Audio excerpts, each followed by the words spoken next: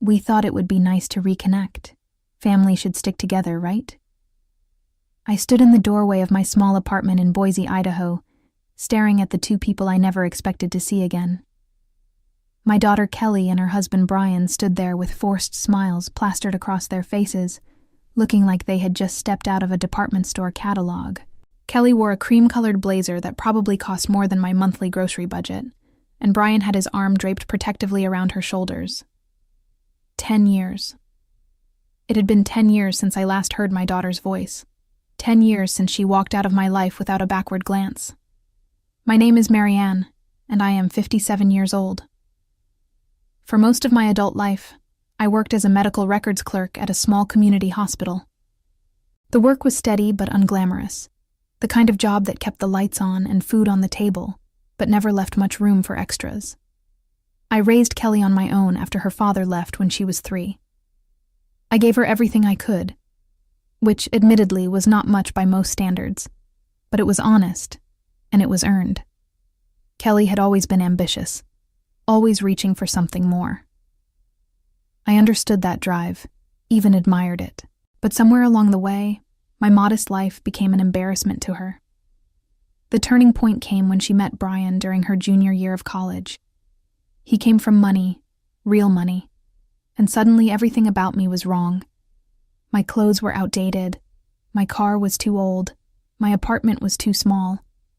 I was not the kind of mother she wanted to introduce to her new circle of friends. The breaking point happened at her college graduation. I had saved for months to buy her a nice watch as a gift, something special to mark the occasion. When I arrived at the ceremony, Kelly pulled me aside and asked me to leave. She said I looked out of place, that Brian's parents were there, and she did not want them getting the wrong impression about her background. She handed back the watch and told me she would call me later. She never did. For the first few years, I tried. I sent birthday cards, Christmas gifts, voicemail messages that went unreturned. Eventually, I stopped. The silence became its own kind of answer. I learned to rebuild my life around the empty space she left behind. I found comfort in small routines, in my co-workers at the hospital, in the quiet satisfaction of paying my bills on time and keeping my modest home clean and organized. And then, 3 weeks ago, everything changed. I had been buying lottery tickets for years, just one ticket every week when I stopped for gas. It was my tiny rebellion against practicality, my $5 dream that one day things might be different. I never expected to actually win.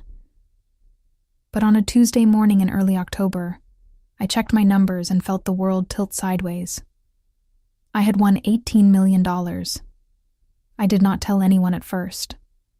I sat in my car in the gas station parking lot, staring at the ticket, my hands shaking so badly I could barely hold it. The rational part of my brain kept insisting it was a mistake, that I had read the numbers wrong, that this could not possibly be real. But it was real. I verified it 3 times before I finally drove home, and sat on my couch for 2 hours, just breathing. The next few days passed in a strange blur. I contacted a lawyer, set up meetings with financial advisors, made decisions about trusts and investments that I barely understood. I kept going to work, showing up at the hospital every morning like nothing had changed, because I needed time to process what this meant for my future. I told my supervisor I would be retiring at the end of the month, but I did not explain why. Nobody needed to know yet. Except somehow, Kelly found out. I still do not know how the information reached her. Maybe it was mentioned in a local news article. Maybe someone who knew us both saw my name and passed it along. Maybe she had been keeping tabs on me all these years despite the silence. However it happened, she knew.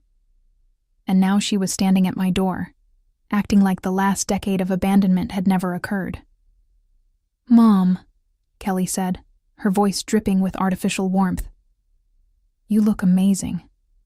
I have missed you so much." I studied her face, searching for something genuine beneath the performance. Her eyes kept darting past me into the apartment, taking inventory, calculating. Brian shifted his weight, his smile never quite reaching his eyes. They looked nervous, eager, desperate even. Good. Is that right? I said, my voice flat.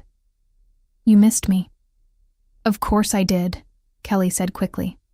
I know we lost touch for a while, but I have been thinking about you constantly. Life just got so busy, you know how it is. But Brian and I were just saying how important family is, how we needed to make more of an effort to stay connected. The lies came so easily to her. I wondered if she even believed them herself, or if she knew exactly what she was doing and simply did not care. Behind her carefully applied makeup and designer clothes, I could see the woman who had handed back my graduation gift and told me to leave. That memory had not faded, not even slightly. Come in, I said, stepping aside. We should talk. They settled onto my worn couch while I made coffee in the kitchen. Through the doorway, I could hear them whispering to each other, their voices low and urgent. I took my time with the coffee, letting them stew in whatever conversation they were having. When I finally brought out the mugs, they immediately fell silent and painted those false smiles back on. Your place is so cozy, Kelly said, accepting the coffee. Very quaint. Quaint. The same word she had used years ago when she told me she was ashamed to let her college friends see where she grew up. I remembered her 15th birthday party, how I had scraped together money for decorations and a small cake, how she had been mortified when her wealthy classmates saw our cramped apartment. She made me promise never to volunteer at her school again. It has suited me well enough, I said, sitting in the armchair across from them. For 57 years, I have made do with what I had. Well, that is what we wanted to talk to you about, Brian said, leaning forward. He had that smooth, rehearsed quality that came from years of networking and making deals. Kelly has told me so much about you over the years. I feel terrible that we have not had a chance to really connect as a family. More lies. Kelly had probably told him I was dead or irrelevant, or some convenient fiction that explained away my absence from their lives. But now I was suddenly worth remembering, worth the drive to Boise, worth the effort of pretending. She talked about me, did she? I asked. All the time, Brian said without missing a beat. She is so proud of you, how hard you worked to raise her on your own, all the sacrifices you made. The word sacrifices hung in the air between us. I thought about the double shifts I worked to pay for her braces, the way I wore the same coat for 8 winters so she could have new school clothes, the countless times I ate cheap ramen so she could have proper meals. Kelly stared into her coffee mug, unable to meet my eyes. Things have been difficult for us lately, Kelly said finally. Brian's business hit some rough patches. We have been struggling to keep up with expenses. There it was. The real reason for this visit, laid bare without even the courtesy of building up to it gradually. They wanted money. They needed money. And they thought I would simply hand it over because we shared DNA and a complicated history. I am sorry to hear that, I said. What kind of business are you in, Brian? Real estate investment, he said. It has been tough with the market fluctuations. We overextended ourselves on a few properties, and now we are in a bit of a bind. A bind, I repeated. That sounds stressful. It is, Kelly said, finally looking at me. We actually had to sell our house last month. We are staying with Brian's parents right now, and it has just been really hard. His parents keep making comments about how we should have been more careful, more responsible. It is humiliating. The irony was not lost on me. Kelly, who had been so concerned about appearances and status, was now living under someone else's roof and feeling the sting of judgment. Part of me felt a small flicker of sympathy, the muscle memory of maternal concern. But it was quickly smothered by the memory of her telling me I was an embarrassment, of the decade of silence, of the birthday cards returned unopened. We heard about your good fortune, Brian said, his voice carefully casual. Congratulations, by the way. That must have been quite a shock. It was, I said. Still is, honestly. So we were thinking, Kelly said, speaking faster now, eager to get to the point. We were thinking that maybe we could help each other out. You have this windfall, and we have experience with investments and managing money. We could help you make smart decisions with your winnings, and in the process we could get back on our feet. Get back on our feet together, Brian added. As a family. I sipped my coffee slowly, watching them over the rim of my mug. They sat there looking hopeful and desperate. Two people who had calculated that I was their easiest mark, their softest touch. They had no idea who I had become in the 10 years since Kelly walked away. They still saw me as the woman who would give everything and ask for nothing in return. "How much do you need?" I asked. Kelly's eyes lit up. "Well, if we could get around 500,000, that would let us pay off our debts and get a fresh start. We would pay you back, of course, with interest. This would just be a temporary loan between family." $500,000. A staggering sum, thrown out casually like they were asking to borrow $20 for gas. I thought about the years of silence, the unopened cards, the graduation ceremony where I was told to leave. I thought about the daughter I raised alone, who grew up to be ashamed of where she came from. "That is a lot of money," I said. "We know," Kelly said quickly. "But you have 18 million, Mom. You could spare it easily, and it would change our lives. It would give us a chance to rebuild, to start over. Is not that what family does? They help each other?" The question hung in the air, heavy with expectation and entitlement. I set my coffee mug down carefully on the side table, taking my time, letting the silence stretch. "Let me think about it," I finally said. The relief on their faces was immediate and obvious. They had expected resistance, prepared arguments and emotional appeals, and my willingness to consider their request caught them off guard. Kelly actually smiled, a genuine expression that reminded me briefly of the little girl she used to be, before ambition and status became more important than love. "Really?" she said. "You will think about it?" "I said I would," I replied. "But I need some time. This is a big decision." "Of course," Brian said, standing up quickly. "Take all the time you need. We are just grateful you are willing to consider it. Why do not we take you out to dinner tonight? Our treat. We can catch up properly, talk about everything that has been going on." I almost laughed at that. They were broke enough to need $500,000, but confident enough to offer to pay for dinner. The confidence of people who had always assumed money would somehow work itself out, that someone would always be there to catch them when they fell. "Dinner sounds nice," I said, because I wanted to see how far they would take this performance. "There is a steakhouse downtown that I have always wanted to try but could never afford." "Perfect," Kelly said. "We will pick you up at 6. After they left, I sat in my quiet apartment and felt the full weight of what had just happened. For 10 years, I had mourned the loss of my daughter. I had grieved the relationship we would never have, the grandchildren I might never meet, the family bonds that had been severed by shame and silence. I had spent countless nights wondering what I could have done differently, how I might have been a better mother, whether I deserved the abandonment I had received. But sitting there in my modest living room, watching the afternoon light filter through my curtains, I felt something shift inside me. The grief began to transform into something else, something harder and clearer. Anger, yes, but also clarity.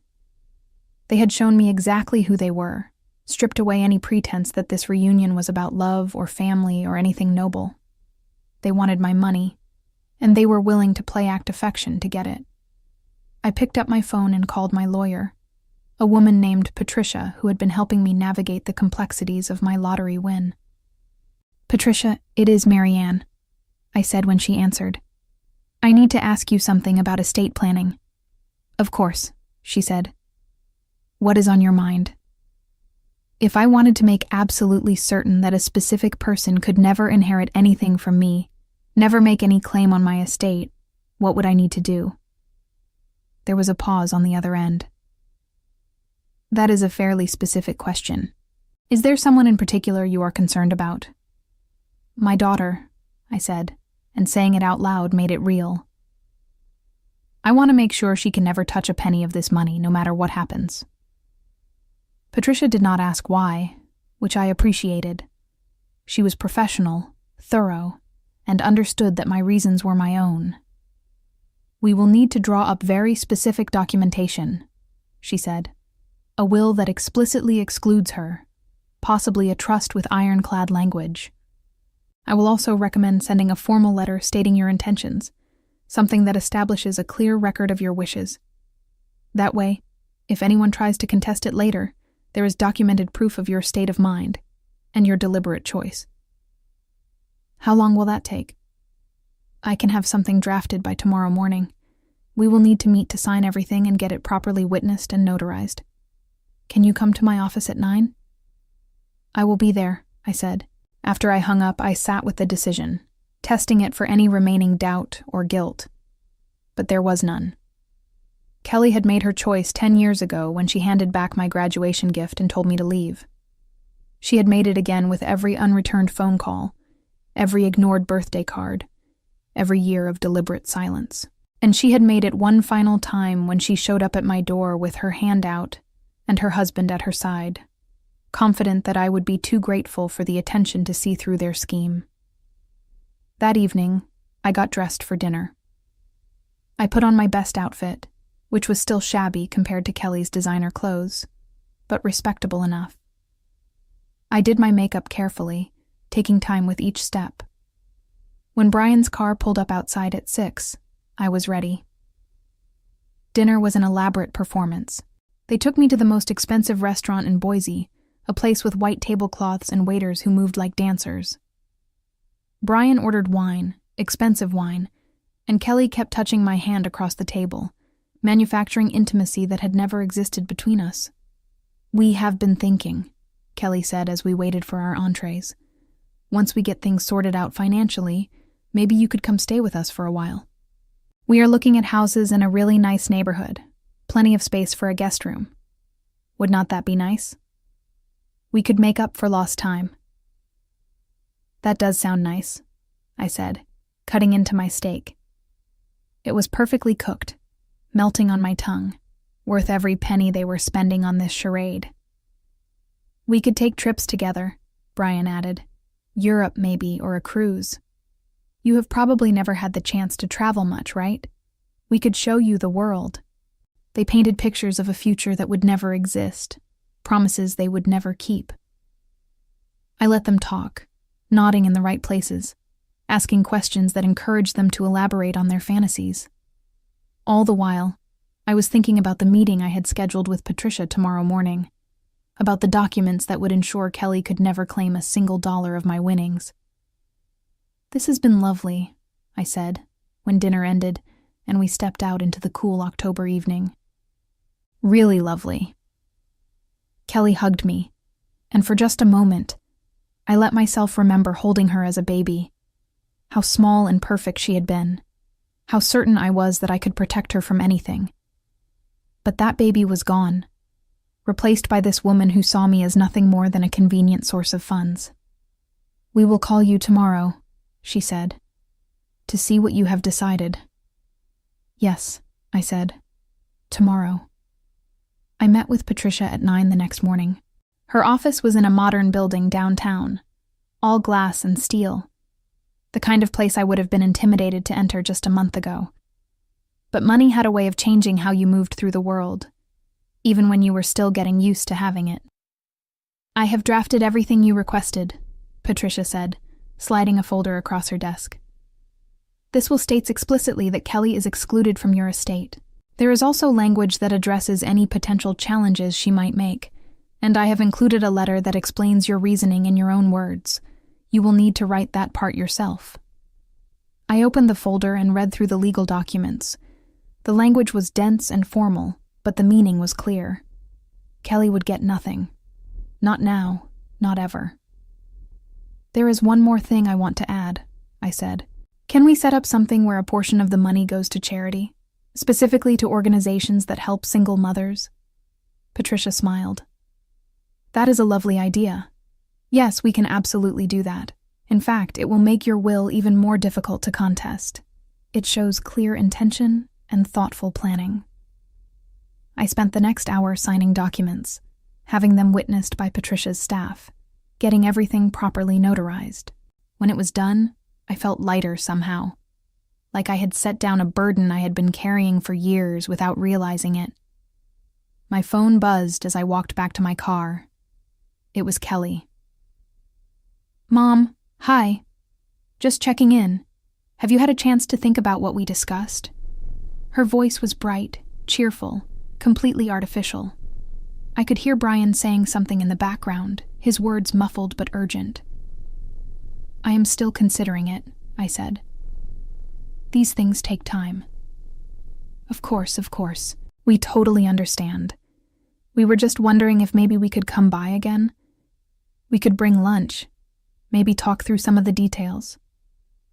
They were getting impatient. 3 weeks must have seemed like an eternity when you were sleeping on someone else's couch and facing mounting debts. I could hear the desperation creeping into Kelly's carefully controlled voice. "Actually, I have been thinking about what you said last night," I told her. "About taking trips together, making up for lost time. I would like that. Why don't you come over on Saturday, around noon? We can talk about the future." The relief in her voice was palpable. "That would be perfect. We will bring something nice for lunch. See you Saturday, Mom. I love you." She hung up before I could respond, which was just as well. I did not trust myself to say the words back, not even as part of the act I was performing. Some lies were too big to speak out loud. The next few days passed slowly. I went to work at the hospital, finished out my final shifts, said goodbye to coworkers who had become friends over the years. They threw me a small retirement party in the break room, complete with a grocery store cake and a card everyone had signed. It was modest and genuine, so different from the performance Kelly and Brian had staged at that expensive restaurant. "You deserve this," my supervisor Denise said, hugging me. "All those years of hard work. I hope you do something wonderful with your retirement." "I plan to," I said, and I meant it. On Friday evening, I went to a hardware store and bought something I had been thinking about since Kelly's visit. A small video camera, the kind designed for home security. It was easy to set up, connected to my phone, and would record everything that happened in my living room. I positioned it on my bookshelf, hidden behind a row of paperbacks, with a perfect view of the couch where Kelly and Brian would be sitting. I also made copies of all the legal documents Patricia had drawn up. I put them in a folder, along with a letter I had written explaining my decision. The letter had not been easy to write. I had started it 3 times, each version getting more honest, until finally I had something that captured the truth of what I felt.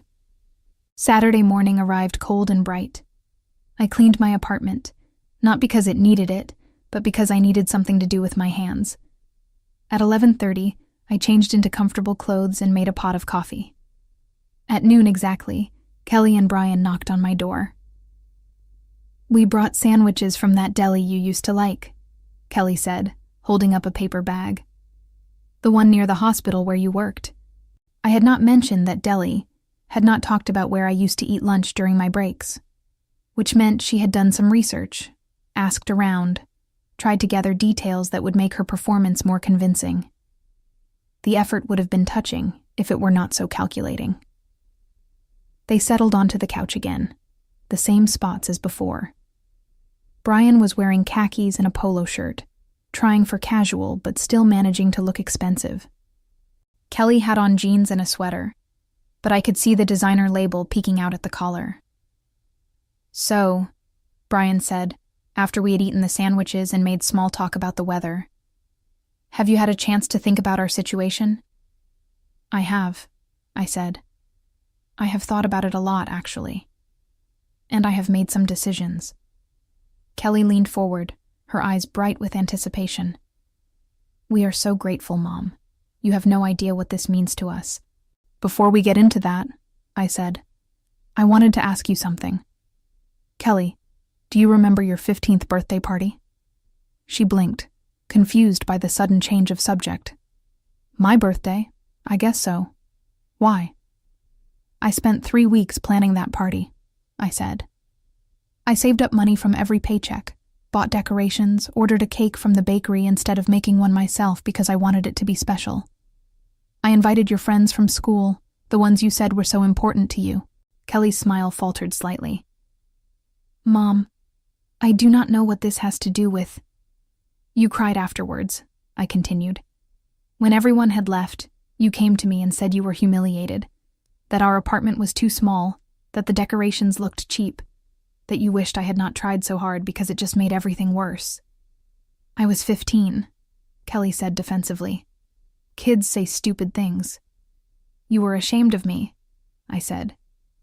And you never stopped being ashamed. Even now, sitting here, I can see you judging this apartment, calculating how quickly you can get the money and leave. Brian shifted uncomfortably. Kelly's face had gone pale. That is not fair, she said. I came here to reconnect, to rebuild our relationship. You came here because you are broke, I said flatly. You came here because you need money, and you think I am desperate enough for your attention that I will give it to you. The silence that followed was heavy and awful. Kelly looked at Brian, her mouth opening and closing, searching for words that would not come. Brian's expression had hardened, the friendly mask slipping to reveal something colder underneath. We have been going through a difficult time, he said carefully. Is it so wrong to turn to family for help? Family, I repeated. Tell me, Brian, how many times did you and Kelly visit me in the last 10 years? How many phone calls? How many birthday cards? He had no answer to that. I will make you a deal, I said, reaching for the folder I had prepared. I will give you the money you asked for, $500,000. But first, I want you to do something for me. Kelly's eyes lit up again, hope replacing the defensive anger. Anything, Mom. What do you need? I want you to look at these, I said, opening the folder and pulling out photographs. They were pictures from Kelly's childhood, printed from the digital copies I had saved over the years. Kelly at age 6, gap-toothed and grinning, wearing the Halloween costume I had stayed up all night sewing. Kelly at 12, holding the trophy from her spelling bee, looking so proud. Kelly at 17, getting ready for prom in the dress we had found on sale at a department store. I want you to look at these pictures, I said. And I want you to tell me when exactly I stopped being worth knowing. Was it when you met Brian? Was it when you went to college? When did I become something you were ashamed of instead of someone who loved you? Kelly stared at the photographs spread across my coffee table. Her hands were shaking slightly, and I could see her throat working as she swallowed hard. Brian put his hand on her knee, a gesture that might have been supportive, or might have been a warning to stay focused on the goal. Mom, I never meant to hurt you, Kelly said finally. I wanted a different life. Is that so terrible? Wanting a different life is not terrible, I said. Erasing the person who gave you that life is something else entirely. I pulled out another set of papers from my folder. These were the birthday cards I had sent over the years, all returned unopened, all marked with "Return to Sender" in Kelly's handwriting. I had kept every single one. Do you remember sending these back?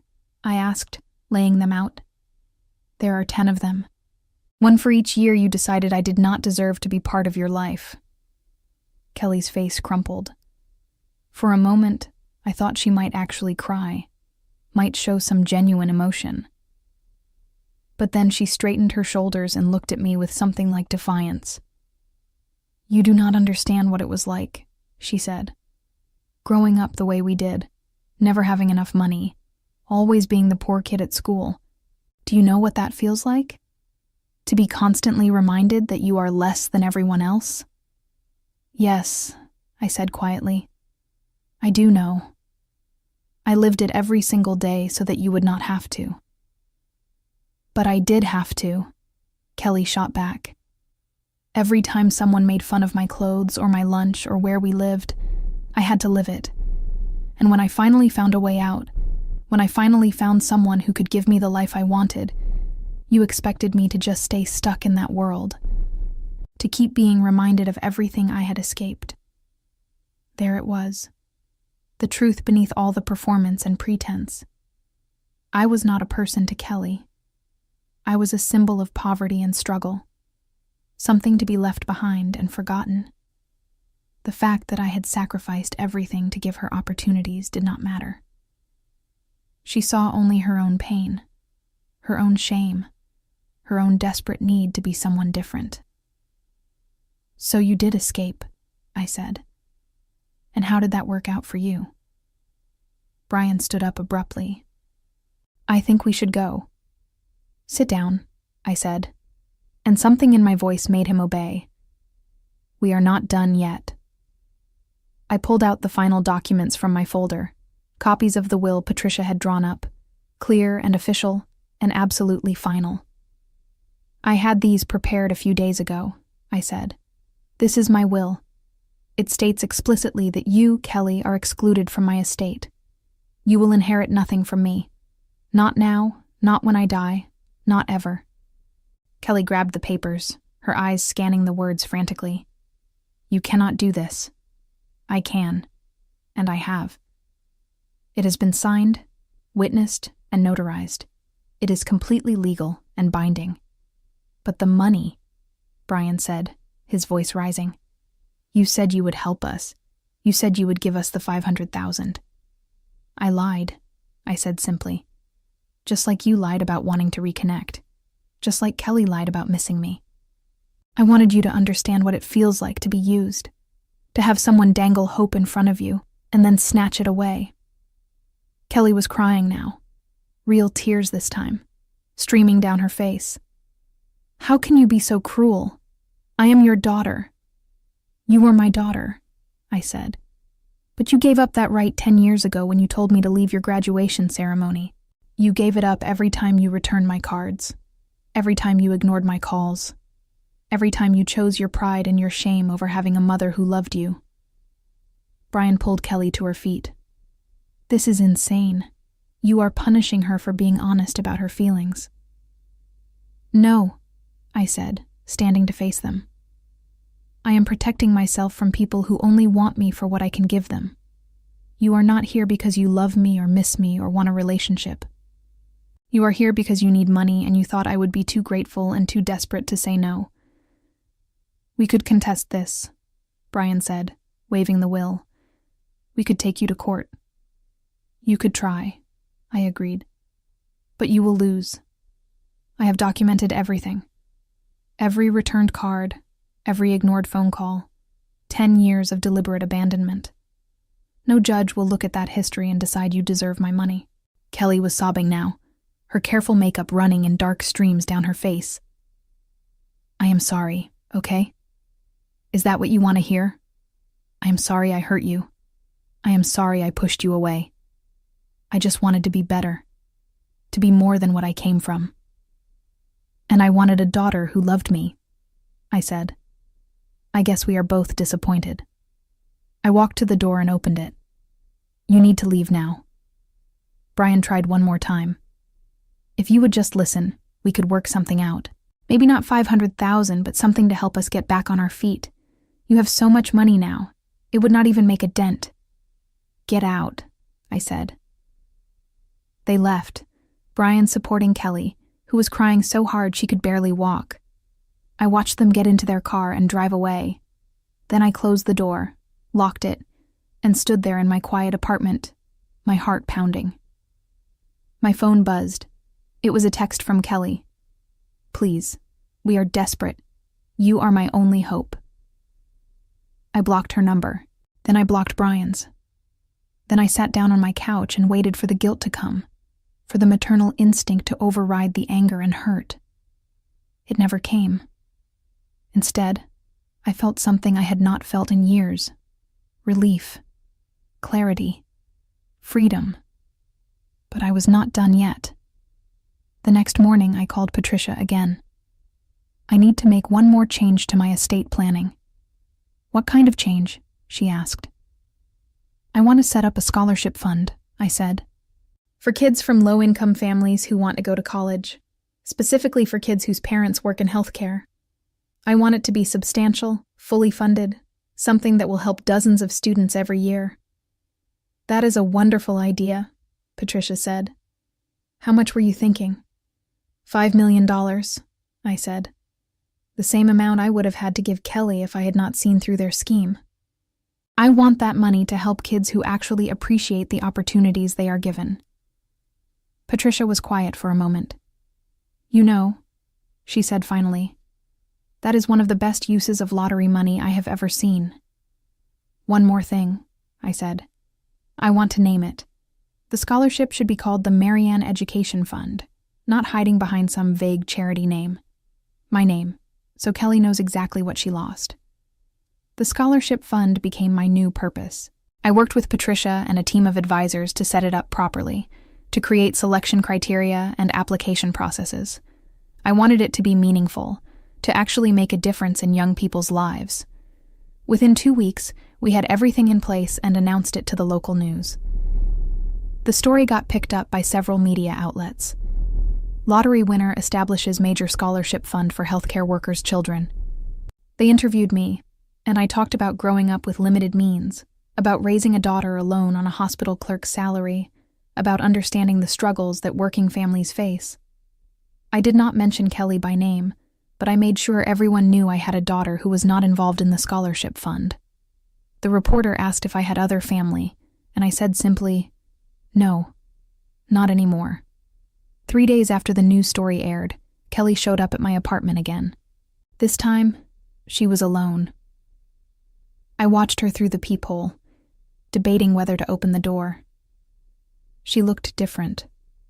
Thinner, paler, with dark circles under her eyes. She was wearing jeans and a plain t-shirt, none of the designer clothes from before. She knocked again, and I heard her voice through the door. Mom, please. I know you are in there. I just want to talk. Against my better judgment, I opened the door but left the chain on. What do you want, Kelly? I saw the news, she said, about the scholarship fund, $5 million to help kids like I used to be. Kids who appreciate what they are given, I said. Yes. That was supposed to be my money, Kelly said, her voice breaking. You took what should have been mine and gave it to strangers. It was never your money, I said. It was mine. And I chose to give it to people who actually need it and will actually be grateful for it. I need it, Kelly said desperately. Brian and I are getting divorced. He blamed me for losing the money from you. His parents kicked us out. I am living in a motel, Mom. I have nothing. I looked at her through the gap in the door. This woman who had once been my baby girl, my whole world. Part of me wanted to feel sympathy, wanted to soften and offer help. But I remembered the returned birthday cards, the graduation ceremony, the 10 years of silence, the calculated visit with Brian when she thought I would be an easy mark. You made choices, I said. Just like I am making choices now. How can you be so heartless? Kelly asked. I am your daughter. Does not that mean anything to you? You told me it did not mean anything to you, I said. For 10 years you told me that every single day with your silence. Now I am just agreeing with you. I closed the door. Kelly pounded on it for a few minutes, crying and pleading. But eventually, the noise stopped. When I looked through the peephole again, she was gone. My phone rang an hour later. It was a number I did not recognize, but I answered anyway. Marianne, this is Patricia. I wanted to give you a heads up about something. Kelly and her husband filed a lawsuit this morning. They are claiming you coerced them, that you are not of sound mind, that the will should be invalidated. I sat down slowly. Can they do that? They can try, Patricia said, but they would not win. We have everything documented, including the video recording from your apartment when they visited. I reviewed it, by the way. The audio is crystal clear. Their entire conversation is on tape, including Brian calculating how much money they could get from you. I had forgotten about the hidden camera. In all the drama of the confrontation, it had slipped my mind completely. "So we are protected?" I asked. "Completely," Patricia confirmed. "In fact, that video makes their lawsuit look even worse. It shows premeditation on their part, clear intent to manipulate you for financial gain. If anything, it strengthens our position." After we hung up, I retrieved the camera from my bookshelf and watched the footage. There it was, all of it. Kelly and Brian on my couch, their whispered conversations about how much they could ask for. Brian coaching Kelly on what to say to make me more sympathetic. Their faces when I revealed the will, the anger and desperation that they could not quite hide. I made copies of everything and sent them to Patricia. Then I made one more copy and put it in a safe deposit box at my bank. Insurance, just in case. The lawsuit was dismissed within 3 weeks. The judge reviewed all the evidence, including the video, and threw out Kelly and Brian's case with prejudice, which meant they could not try again. They were also ordered to pay court costs, adding to their already substantial debt. I heard through the grapevine that Brian had moved back in with his parents, and Kelly was working 2 jobs trying to make ends meet. Part of me wondered if she thought about me, if she regretted the choices she had made. But mostly, I did not think about her at all. Instead, I thought about the scholarship fund. The first applications had started coming in, and reading them was both heartbreaking and inspiring. Kids who worked part-time jobs to help their families, who studied late into the night in crowded apartments, who dreamed of becoming nurses and doctors and medical technicians. Kids who reminded me of myself at that age, before life got hard and dreams got complicated. I established an anonymous selection committee and gave them complete authority to choose recipients based on merit and need. I did not want to be involved in the individual decisions, did not want to play favorites or second guess. I just wanted the money to go where it would do the most good. 6 months after I won the lottery, I attended the first scholarship award ceremony. 20 students received full 4-year scholarships, enough to cover tuition, books, and living expenses. They stood on stage with their families, many of them crying, all of them glowing with joy and possibility. I sat in the back row, watching, feeling something I had not felt in a long time. Pride. Not in Kelly, or in anything to do with her, but in myself. I had taken something that could have been wasted on people who did not appreciate it, and I had turned it into something meaningful, something that would ripple outward and touch hundreds of lives over the years to come. One of the recipients, a young woman named Sophie, whose mother worked as a hospital janitor, gave a speech about what the scholarship meant to her family. "This is not just about me," she said, her voice shaking with emotion. "This is about believing that people like us deserve a chance, that where we come from does not have to define where we are going." I thought about Kelly, about the shame she felt for where she came from, about how desperately she wanted to leave it all behind. And I thought about Sophie, who stood on that stage with pride, not shame, talking about her mother's hard work and her family's sacrifices. That was when I knew I had made the right choice. A year after winning the lottery, my life had settled into a rhythm I never could have imagined. I had moved to a nicer apartment, nothing extravagant but comfortable, with large windows that let in plenty of light. I volunteered with organizations that helped single mothers, offering financial literacy workshops and mentoring. The scholarship fund was thriving, having already helped 40 students in its first year. I was having coffee one Saturday morning when my phone rang. The number was unfamiliar, but something made me answer. "Marianne, this is Denise from the hospital. I hope you do not mind me calling." "Of course not," I said, surprised but pleased to hear from my former supervisor. "How are things at work?" "Busy as always," Denise said. "But I am actually calling about something else. We had a woman come to the emergency room last night. She was there for exhaustion and dehydration. When they asked for emergency contact information, she gave your name." My stomach dropped. "Kelly." "Yes." She said she did not have anyone else to call. The hospital needed to reach someone, and I saw the name come through the system. I wanted to give you a heads up before they contacted you officially. Is she all right? I asked, hating myself for caring but unable to stop the question. Physically, yes. They gave her IV fluids and ran some tests. Everything came back fine. But Marianne, she looked rough, really rough. The kind of tired that comes from more than just one bad night. After I hung up with Denise, I sat with the information. Kelly was sick, alone, desperate enough to give my name as an emergency contact after everything that had happened. The maternal instinct I thought I had buried stirred uncomfortably in my chest. I did not go to the hospital. Instead, I called Patricia. I need advice, I said. Kelly was in the emergency room last night. She listed me as her emergency contact. I think she might try to use this as a way back in. Do you want to see her? Patricia asked. No, I said immediately. But I am worried she will show up here, or try to guilt me into helping her by claiming she is sick or desperate. Would it help if I handled any communication? Patricia offered. If she contacts you, you can refer her to me. I can be the bad guy, the lawyer who will not let you do anything that might compromise your estate planning. That would help, I said, relieved. Thank you. But Kelly did not contact me directly. Instead, 2 days later, I received a certified letter.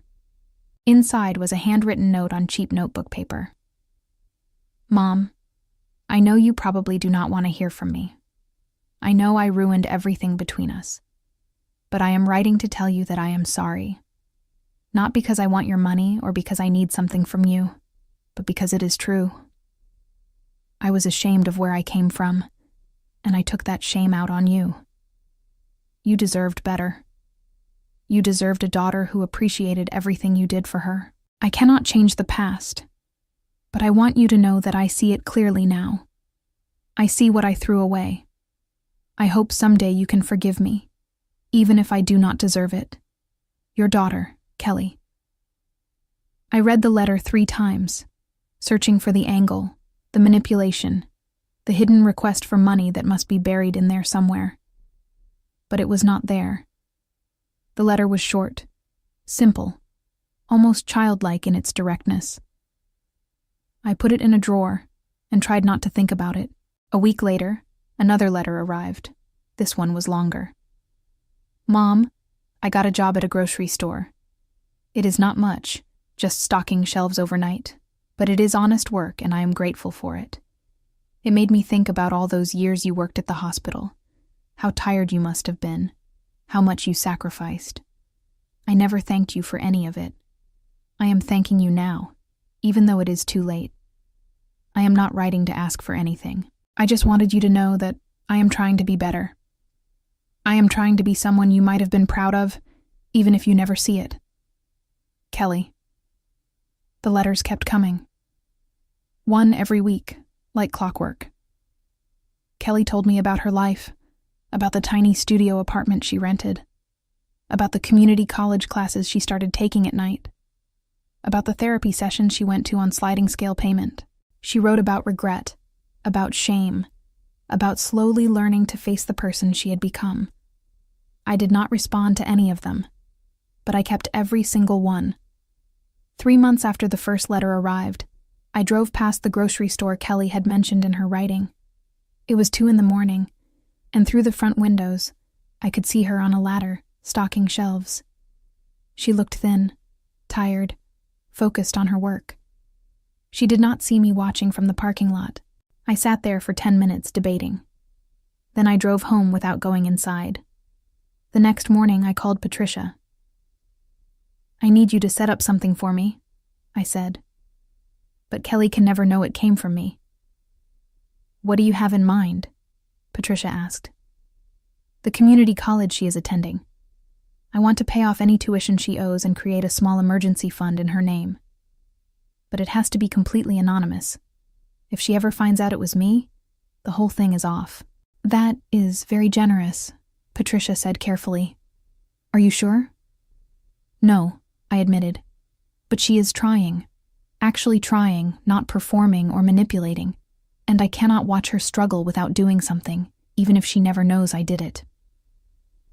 Patricia set everything up through several layers of anonymous donations and foundation grants. Kelly would receive a letter saying she had been selected for emergency student assistance based on her academic performance and financial need. She would never know I was behind it. The letters from Kelly continued. She wrote about the strange surprise of having her tuition paid, about the relief of not having to choose between paying rent and buying textbooks.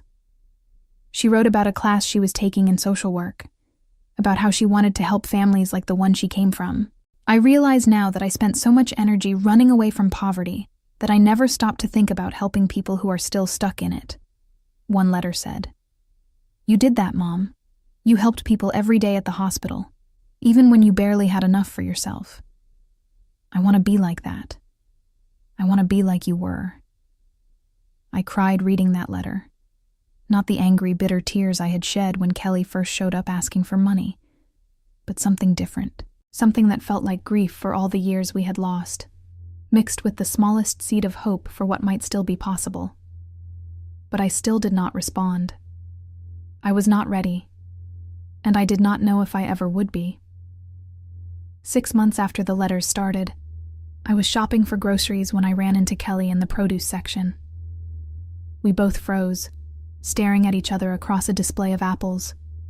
She looked better than she had at the hospital or through the store window. Still thin, still tired, but there was something different in her eyes, something clearer. "Mom," she said quietly, "I did not know you shopped here." "I usually do not," I said, which was true. I had been avoiding this store specifically because I knew she worked here. We stood there awkwardly, both of us holding shopping baskets, both of us clearly uncomfortable. "I have been writing to you," Kelly said finally. "I do not know if you have been getting the letters." "I get them," I said. "You never responded." "No." Kelly nodded, accepting this. "I understand. I just wanted you to know that I mean everything I write. I am not expecting anything from you. I just needed you to know that I am sorry." "Kelly," I said, and then stopped, not knowing what came next. "You do not have to say anything," she said quickly. "I know I do not deserve your forgiveness. I know I burned that bridge 10 years ago and then tried to rebuild it for all the wrong reasons. But I am trying to be better. Not for you or for anyone else. For me. Because I do not want to be that person anymore." There were tears in her eyes, but she was not manipulating me with them. She was just crying, letting me see her pain without trying to weaponize it. "I saw the scholarship fund," she continued, "the ceremony last year. I went and sat in the back. I saw you watching those kids get their awards, and I saw how proud you looked. That should have been me, Mom. That should have been the daughter you raised, the one who appreciated what you did for her. But I threw it all away because I was ashamed." "You were ashamed of me," I said quietly. "I was ashamed of myself," Kelly corrected. "I was ashamed of being poor, of not fitting in, of not being good enough. And instead of dealing with that shame, I projected it onto you. I made you the problem because that was easier than looking at myself." I had imagined this conversation 1,000 times over the past year. In some versions, I told Kelly exactly what she had put me through, made her feel every ounce of pain she had caused. In others, I forgave her immediately, and we rebuilt our relationship. But standing there in the grocery store, I found I did not want to do either of those things. "I need time," I said finally. "I am not ready to have you back in my life. I do not know if I ever will be ready, but I am glad you are doing better. I am glad you are in therapy and going to school and trying to be a better person." Kelly nodded, wiping her eyes. "That is fair. That is more than fair. Thank you for even talking to me." She started to walk away, then turned back. "Mom?" The scholarship fund. Those kids you are helping. That is the best thing you could have done with the money. Better than anything I would have done with it. I hope you know that. I watched her walk away down the aisle, disappearing around the corner toward the back of the store. My hands were shaking, and I realized I was crying too. I left my shopping basket on the floor and walked out of the store. I sat in my car and let myself feel everything I had been holding back for the past year. Anger at Kelly for abandoning me, grief for the relationship we had lost, confusion about what I wanted now, fear about letting her back in and getting hurt again. But underneath all of that was something else, something I had not expected. Relief that she was genuinely trying to change, not just performing for my benefit, and the tiniest flicker of possibility that maybe, someday, we might find a way forward that did not require me to pretend the past never happened. 2 years after winning the lottery, I attended the scholarship fund ceremony again. This time, 50 students received awards. The program had grown beyond anything I had imagined, funded not just by my initial investment, but by donations from others who believed in the mission. Sophie, the young woman who had given the speech at the first ceremony, was graduating now. She had been accepted to medical school and would be starting in the fall. She stopped by my seat before the ceremony began. "I never got to properly thank you," she said. "This scholarship changed my life. I would have had to drop out after my first year without it. Now I am going to be a doctor." "You did the work," I said. "The scholarship just gave you the opportunity." "That is everything, though," Sophie said. "That is what people do not understand. It is not about handouts. It is about getting the chance to show what you can do when someone believes in you." After the ceremony, I walked to my car and found Kelly waiting by the driver's side door. I had not seen her in 6 months, not since the grocery store encounter. She looked different again, healthier, more confident. "I am not stalking you," she said quickly. "I volunteer with the Scholarship Foundation now. I help with the application review process. I had no idea you would be here." "You volunteer with my foundation?" I asked, surprised. "I did not know it was yours specifically," Kelly said. "I just knew it was for kids like I used to be, and I wanted to give back. They have me working in the administrative office, reviewing financial need documentation. It has been good for me, seeing these families struggle and still fight for their kids' education." We stood there in the parking lot, the late afternoon sun casting long shadows across the pavement. "I finished my associate's degree last month," Kelly continued.